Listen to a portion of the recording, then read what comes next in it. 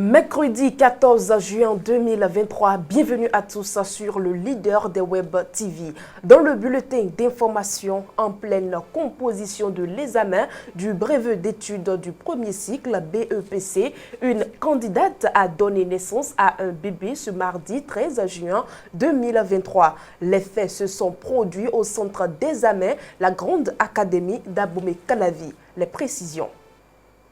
Au centre de composition la Grande Académie d'Abomey-Calavi, une candidate a donné naissance à un bébé en pleine composition de l'examen du brevet d'études du premier cycle BEPC ce mardi 13 juin 2023. En effet, la candidate est entrée en travail en pleine composition des sciences de la vie et de la terre, deuxième journée de cet examen. Selon Info Matin, la candidate se plaignait de vives douleurs, ce qui a attiré l'attention de la chef centre qui a demandé qu'elle soit prise en charge par les services de l'infirmerie du centre. Quelques instants après, elle a donné naissance au bébé. Informés, les parents sont venus la soutenir. Pour l'heure, la nouvelle maman rassure être prête à poursuivre les compositions. Ses parents et la DEC décideront s'il est possible qu'elle continue l'examen ou non, ou si elle doit attendre la session des malades.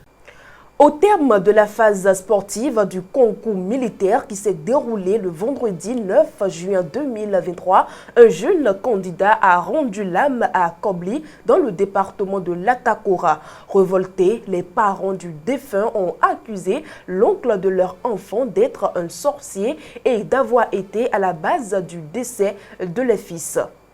Les faits se sont produits à Pétisson, une localité de l'arrondissement de Kontori, dans la commune de Kobli en début de semaine. Des informations du quotidien d'Abaro, les parents du défunt auraient attaqué l'oncle de leur fils qu'ils jugent responsable de la mort de ce dernier. C'est la boutique de l'accusé qui a été au prime abord incendiée. Après cela, les parents du défunt sont revenus à la charge et se sont pris à l'oncle présumé sorcier et à son fils également. Le vieillard gravement blessé a succombé à ses blessures après avoir été évacué d'urgence pour des soins sanitaires. Quant à son fils, pris pour cible, il a réussi à s'échapper des mains de ses bourreaux et a eu la vie sauve. N'eût été l'intervention des éléments de la police républicaine, l'étendue des dégâts pourrait être plus grand. De ce fait, des procédures judiciaires seront engagées pour situer les responsabilités dans cette affaire qui pourrait être qualifiée de règlement de compte. Il faut le dire, ce concours militaire de 2023 aura laissé des traces dans la vie de nombreuses personnes en dehors de l'Atakora et du Koufo où il y a eu mort d'hommes. D'autres départements ont enregistré de nombreux candidats évanouis qui ont dû être rapidement pris en charge. 3 informations à suivre dans la page sport. Mobilisation des supporters béninois pour le match Bénin-Sénégal du 17 juin prochain. La 10e édition des Jeux universitaires du Bénin et les dernières nouvelles sur l'attaquant français Kylian Mbappé.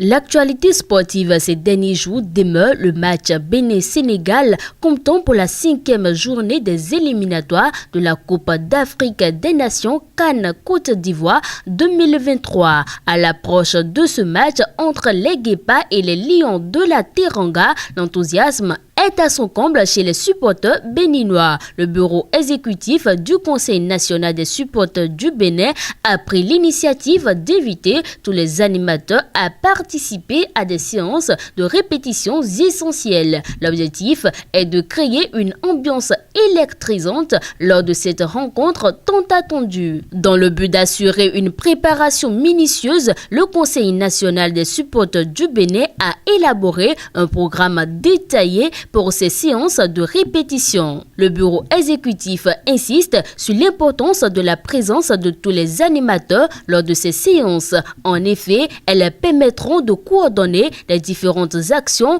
des animateurs afin de créer une ambiance électrique dans les gradins. Nous quittons les supporters des Guépards pour les membres de la Fédération béninoise de football. Les structures de la direction technique nationale de la Fédération béninoise de football football sont désormais en place. C'est l'information donnée par le secrétaire général du bureau de la FBF à travers une note en date du lundi 12 juin 2023. Selon le communiqué, Adolphe Ogugno est officiellement entré dans ses fonctions de directeur technique national. Senama Immaculé Obiège Agbakou est son adjoint. Adolphe Ogugno est également responsable du département de la formation. On lève un coin de voile sur les Jeux universitaires du Bénin dans cette page des sports. Le mercredi 14 juin 2023 va démarrer la phase zonale de ces Jeux universitaires du Bénin, GUB édition 2023. Pour le compte de cette 10e édition